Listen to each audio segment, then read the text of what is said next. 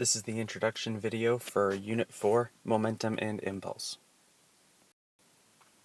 So let's start off with an example that we use in everyday life. When you say a sports team is on a roll, they're on a winning streak, the game's going great, they're scoring points like crazy, they may not have the lead, they may not be winning, but once they're on that winning track, you often say that the team has momentum. We don't want to lose this momentum. It's because the team is hard to stop. They're on a roll, they're winning. Okay, it's this idea of being hard to stop that gives us this comparison between physics and everyday life. So what is momentum? An object with a lot of momentum is also hard to stop. Momentum is given with the variable lowercase p, and that equals your mass times your velocity. Momentum has to do with how much matter you have and the speed in which you're traveling, or the velocity in which you're traveling. A Mack truck on the highway has a lot of mass and at 55 miles an hour has a lot of velocity. But a Mack truck in a parking lot has a lot of mass, but it might not have a lot of velocity, so it would be easier to stop. And likewise, a Prius on the highway doesn't have a lot of mass, but it has a lot of velocity. It'll be easier to stop than a Mack truck on the highway, but still pretty difficult to stop. But a Prius in a parking lot would be very easy to stop. You would probably be willing to step in front of it to stop it if you needed to, because it has low mass and low velocity and you can slow it down easily. Momentum's units, if you're dealing with mass, which is in kilograms, and velocity, which is in meters per second, produces kilogram meters per second, which we're going to translate into another unit later on. And momentum's also a vector quantity. It has direction coming from the velocity. You can feel momentum changes when you turn or speed up or slow down due to accelerations. What happens when you actually do slow an object down? When you slow an object down or speed it up by pushing it or pulling it, you create an acceleration, which is defined under Newton's second law. The definition of acceleration: the more massive an object, the more force is needed to accelerate it. Well, that kind of goes along the same lines for momentum. When you change an object's momentum, you have to apply a force. That force will have to push it or pull it to speed it up or slow it down, which creates an acceleration. This change in momentum, this force that's applied, doesn't just happen instantaneously. It happens over a time period. The amount of force that you apply over a certain time period is your impulse. And if you think about it, impulse sounds like the term that we use for certain types of engines, impulse engines. They provide a force for a certain time period. Let's look at how this works for formulas. Impulse, which is given by the variable j, a capital J, is a change in momentum. Impulse is also a force that's provided over a certain time period. So if you take force and multiply it by time, which is impulse, you get a change in momentum, which is a change in mass times velocity.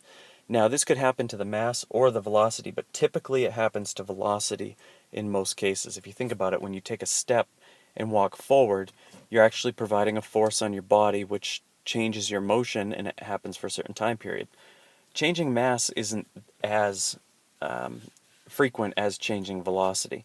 So if we look at our formulas, back to our formula for Newton's second law, a net force divided by mass will give you an acceleration, and an acceleration is a change in velocity over time. If I take this change in velocity over time for acceleration and plug it into the Newton's second law formula, I get force times time equals a change in mass times velocity. That force times time is my impulse. That change in momentum, that change in mass times velocity is my change in momentum. Impulse, since it's a force times time, has a unit of newtons times seconds. We call it Newton seconds, which means if impulse is equal to a change in momentum, then Newton seconds is equal to kilogram meters per second. So oftentimes we use the units for momentum as Newton seconds. And you'll see that when I do problems, a lot of times I use Newton seconds for momentum units. It's shorter, and it's also pretty much the same idea as kilogram meters per second. Momentum now, since we're talking about it being difficult to stop something or move something, can oftentimes be defined as inertia in motion. If you remember, inertia was an object's resistance to accelerations, or its resistance to changing its state of motion. So momentum is moving inertia. It's inertia while an object is moving, while it has velocity. Let's look at another way of looking at the impulse momentum theorem. For impulse, your force times time equals your mass times your change in velocity for a change in momentum. This theorem shows this inverse relationship between force and time. Let's say I have a boxer who's trying to avoid a punch. He doesn't want to get a lot of damage. If he backs away from the punch as the punch is being delivered, he can increase the amount of time that the punch is being delivered to, and thus decrease the amount of force. However, if he moves in towards the punch and the punch moves in towards him, he decreases the amount of time in which that punch is landed and increases the amount of force. So it's kind of like the idea of a head-on collision with a car compared to a car that's rear-ending you while you're moving in the same direction. It's not as much force if you can extend the amount of time. So by dividing both sides by time, you get almost like a rate of change of momentum equal to a force. So a force, which is a push or a pull which causes an acceleration, is equal to a rate of change of momentum. Here are two examples of these relationships. If you take a truck and that truck hits a haystack, it'll take a long time for that haystack to stop the truck, so minimum force will be used to stop it. It takes the same amount of change in momentum to stop a truck from hitting a haystack compared to hitting a wall. But if it hits a wall, it's going to hit for a very short amount of time and require a lot of force. So the same momentum change from what the truck originally had for momentum is equal to the same momentum change after, but the longer you extend that time, the less force you need. The shorter the time, the more force you need. Let's look at some collisions. There's two types of collisions we're going to deal with in this class. You'll see them coming up. If you have two objects that are speeding towards each other, when they collide or hit each other, due to Newton's third law, they're going to have an equal and opposite force interact between the two of them. One can't exert more force on the other than the other exerts back. So since they exert an equal amount of force and they're in contact, equal and opposite amount of force, and they're in contact with each other for the same amount of time, you can't have one pushing on the other longer than the other pushes back, then if you take their impulses, force times time for the first one and force times time for the second one, you see they have equal and opposite impulses. This equal and opposite impulse is going to be important for collision factoring later on. Okay, so with collisions, if the impulses are equal and opposite, then that means the changes in momentums are equal and opposite. If the momentum of the first car is m1 v1, or the change is m times delta v1, then the change in momentum of the second car will be negative m2 times delta v2. Delta is a change, remember. And the reason it's negative is because it's moving in the opposite direction. Now, we're going to deal with this variable called a prime variable, which is an apostrophe next to one. It's kind of like showing the same variable but as a final instead of an initial. So it's showing it in two different instances, a before and an after. A before without the variable, and after without the apostrophe, and after with the apostrophe. It's called a prime variable. So I'm going to actually change these variables here. I took this picture from another slideshow and I want to change it. This one and this one. So I'm going to write this as V1 and V2. This one is V1 prime and V2 prime. I'm showing it as V1 and V2 in both instances, and it is the velocity of the first car and the velocity of the first car. But this is afterwards. I could do V1I and V1F for initial and final, but this is the standard using primes for showing collisions, because if that car had two collisions, it would go V1, V1 prime, and then later on V1 double prime, which is two apostrophes, to show another collision later on. Now back to the formulas. If I do mass times a final minus initial velocity for the first car and a mass times a final minus initial velocity for the second car, I get this setup. m1 v1 prime minus m1 v1, a final minus an initial, equals negative m2 v2 prime. This would be minus a minus m2 v2, which becomes a plus. By rearranging these, I get m1 v1 plus m2 v2. That's your total momentum before for both cars, momentum of this car and the momentum of this car. So m1 v1 plus m2 v2 before equals m1v1 prime plus m2v2 prime. That's the total momentum of the system afterwards. So momentum before equals momentum after. And like energy and matter, momentum in a collision is conserved. Law of conservation of momentum says, in the absence of all external forces, gravity, friction, everything else, the total momentum before the collision is equal to the total momentum after the collision. So let's say we have this truck and this car, and the truck's going to rear end the car. The momentum of the truck before is mass times velocity, so 2,500 kilogram meters per second. The momentum of the car is 400 times 2, so 800 kilogram meters per second. The total momentum of the system, if you add the two together, is 3,300 kilograms meters per second. So that's the total momentum that the system has to be afterwards. Now, when the truck rear ends the car, it's going to slow down a little. It's going to lose some momentum. It's going to transfer that momentum from the truck to the car. So the car should speed up. As long as their masses don't change, their velocities will have to. So that car rear ends the truck, loses some velocity, and goes from 5 meters per second to 3 meters per second. The car goes from 2 meters per second to 4.5 meters per second. Now, the P prime, or the new momentum of the truck, is 1,500 kilogram meters per second. The P prime for the car is 1,800 kilogram meters per second. Total still is 3,300 kilogram meters per second. So the momentum of the system has to be conserved, but the momentum of each individual object doesn't have to be, because some has been transferred.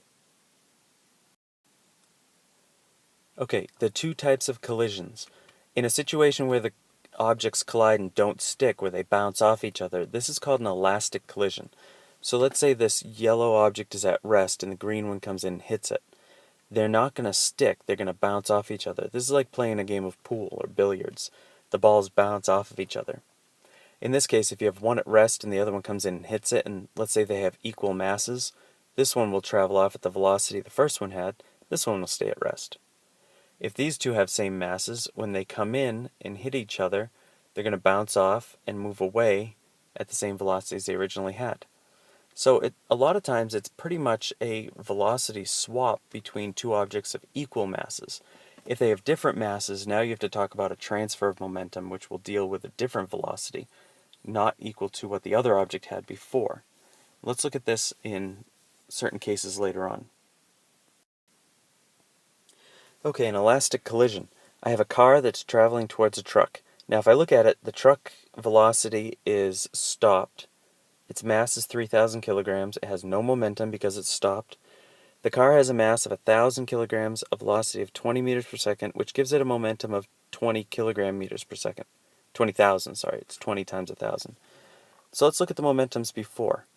We have m1 v1 plus m2 v2. So the car, which is 1,000 times its velocity, which is 20, plus the truck, which is 3,000 times its velocity, which is 0. So total momentum of the system before is 20,000. Now let's look at the momentum afterwards. You have m1 v1 prime plus m2 v2 prime. So you have 1,000 times some v1 prime plus 3,000 times some v2 prime. In order to calculate this, I would need to know what the momentum of the truck, what the velocity of the truck or the car was afterwards. But all of this would be set equal to 20,000. The next type of collision is when two objects collide and stick together. The two objects before the collision are separate. They become one object after the collision. This is called an inelastic collision. So let's say I have this object, this ball right here, that's traveling this way, and I have this ball that's traveling this way. When the two collide, they'll actually form this like combined mass. And whatever direction they'll travel is in the direction of whichever one originally had more momentum. So if the red one had more momentum in the beginning, this combination will travel in that direction. If the blue one had more momentum in the beginning, the system will travel in the blue one's direction. It's not a matter of who has higher velocity, it's a matter of who has higher momentum.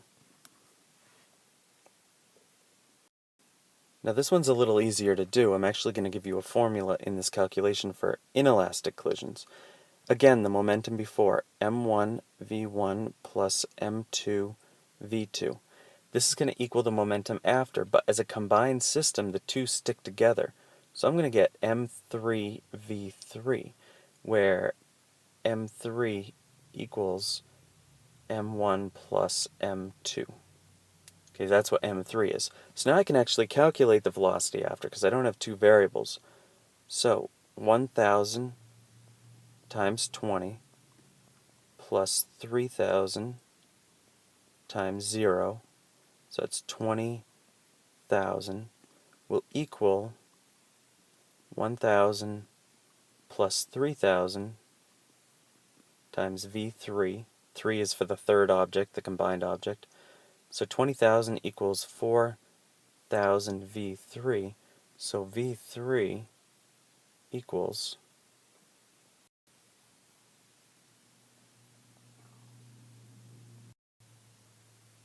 5 meters per second.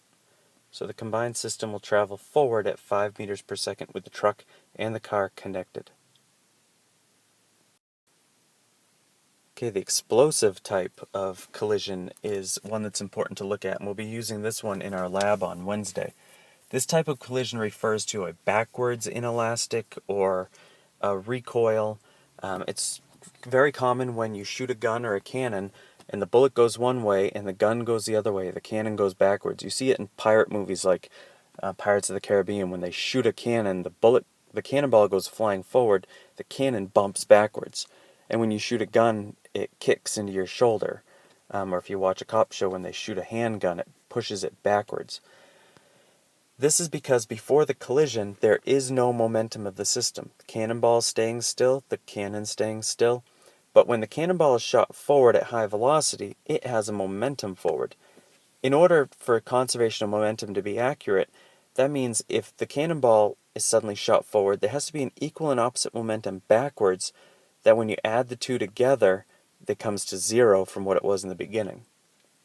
Let's take a little further look at this. Suppose we have a 4 kilogram rifle loaded with a .01 kilogram bullet. When the rifle is fired, the bullet exits the barrel with a velocity of 300 meters per second. How fast does the gun recoil backwards? This has to be an equal and opposite momentum. So let's look at the formula. We have m1 v1 plus m2 v2 equals m1 v1 prime plus m2 v2 prime. Now, I know the total momentum of the system before is 0 because both of them had 0 velocity, so I don't have to go through that calculation. So 0 equals my after momentums. So what I'm going to actually do is I'm going to subtract the m2 v2 prime from both sides. And I'm going to get m1 v1 prime equals a negative m2 v2 prime. When I plug in my variables, I have to establish which one's which. I'm going to label the bullet as m1 and the gun as m2, just because I want the positive velocity going to the right. So I have 0.01 times 300 equal to 4 times a negative v2, or whatever v2 comes out to be, v2 prime. So 0.01 times 300 is 3, and that equals 4 v2 prime. If I divide both sides by 4, I get v2 prime equal to 0.75 meters per second. Now, if you remember, this was a negative up front here by this negative. So technically this is a negative value, but that just means it's traveling backwards. That's all that means. So the gun kicks with a negative 0.75 meters per second of velocity, the bullet goes forward with 300 meters per second of velocity. The reason the bullet's velocity is so high is because its mass is so low, and the rifle's velocity is so low because its mass is so high. But it's an equal and opposite momentum forwards and backwards.